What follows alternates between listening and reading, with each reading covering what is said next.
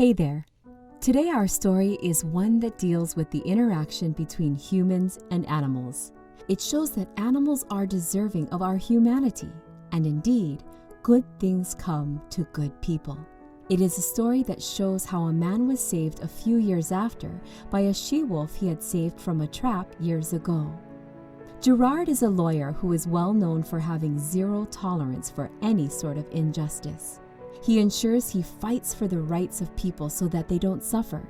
He is seen as the bull by his colleagues and criminals, but he remains a savior in the eyes of the masses and the innocent individuals. Despite Gerard being a very strong lawyer, he receives constant threats anytime he takes up new cases, but he discards them always. Gerard, at 37, is unmarried and doesn't even go on vacations because he is buried in work always. Gerard had just won a case when he broke down while the victory was being celebrated, and he was rushed to the hospital. He was advised to take a break from work as his body needed the rest. Gerard knew it was impossible to get the rest while staying where he could be lured to work again.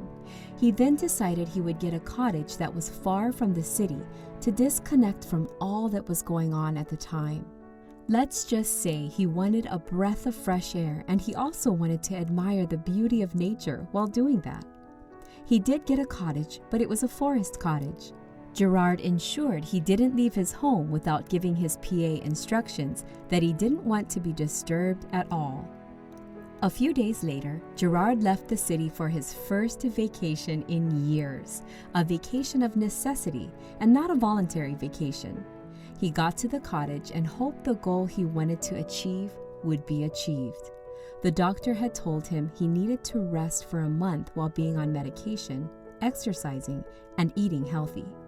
Gerard came prepared to the cottage as there was no hope of seeing a store for any emergency purchase. His PA had helped him in preparing too. The first day at the cottage was the first time Gerard had had an uninterrupted sleep, and his body felt better the next day. He decided to take a walk. During his walk, he suddenly heard a sharp cry that sounded very much like a howl. He ran in the direction the cry had come from, and he stopped abruptly when he came face to face with a she-wolf. He tried to check out the reason the wolf had cried out, and soon realized blood was trickling down one of her legs. He realized immediately the wolf had been trapped. He couldn't help but wonder who could have left the trap in the forest. He concluded it must have been someone trying to capture a wolf for a zoo in the city. Gerard and the she-wolf continued looking at each other while Gerard thought of how he could save her. Suddenly, the wolf charged at Gerard, but fell midway before she got to him due to exhaustion. Gerard took the opportunity to save the wolf from the trap. He realized the wolf was going to need more than being saved from the trap, as it was badly injured. He decided to go back to his cottage to get the first aid kit so the she-wolf could heal. He was about leaving when he decided to get some bone for the wolf too. The wolf was still on the spot he had left it. He bandaged the leg and left some bone for the wolf. He decided he was going to keep coming back to that spot to leave a bone for the wolf. He did this for a month, and it was amazing because the she-wolf was always there waiting for him. Gerard always maintained his distance, but he knew he and the wolf had become friends. Gerard's stay at the cottage soon came to an end, and he went back to the city. He was sure he was going to miss the she-wolf. The city's fast-moving wave remained, and soon enough Gerard was back in full force, bringing criminals to their feet and putting smiles on the faces of the innocent ones. 5 years later, Gerard was attacked in his home. He was shot and rushed to the hospital where he was saved. It was a manifestation of one of the many threats he had received. He couldn't get back to work soon enough because his leg needed time to heal. He equally couldn't return to his home as it was at risk, as he needed to vacate his house to allow the police to carry out their investigation. He made inquiries to see if the cottage he stayed in 5 years ago was available, and he soon was on his way there a few days after he was discharged from the hospital and after he had instructed his assistant to only call if news about the investigation was readily available. Gerard decided to maintain the routine he followed when he came to the cottage years ago. eat healthily, take walks, and enjoy the view around him, while equally hoping he had met his she-wolf friend. He had started carrying a bag with him on his walks that contained first aid kit and bones in case he met her. Gerard took his walks every day and his leg was healing fast, but unknown to him, more wild animals had invaded the forest and it wasn't a safe place anymore. On a fateful day, while taking his walk, he saw a lone hyena coming towards him.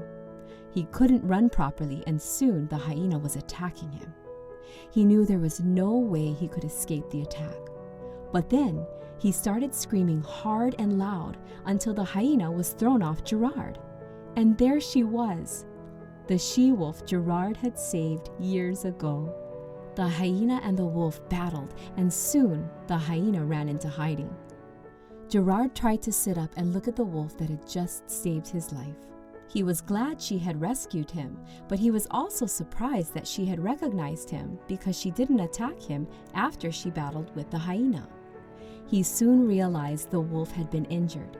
He was glad he had his bag with him, and he didn't waste time in bandaging the wolf where it had been attacked, and he dropped a bone for the wolf. Gerard knew the wolf most likely wouldn't understand if he launched into words of appreciation, but he didn't leave the wolf without saying thank you and bye, because he knew the forest wasn't safe for his walks anymore. He left knowing he would miss the wolf, and as he walked towards his cottage, the she-wolf walked back into the forest. On that same day, Gerard's assistant called to let him know the attacker had been arrested, and he left the cottage for the city the next day. Friends, this is a story that shows that there should be no boundaries to your humanity. Animals deserve to be helped too when we are not at risk of being attacked. Gerard had helped the she-wolf without ever imagining he would be saved in turn by the wolf. Let us carry out good deeds because they always come back. If you enjoyed this story, do share with us your acts of kindness you have carried out. Like and share.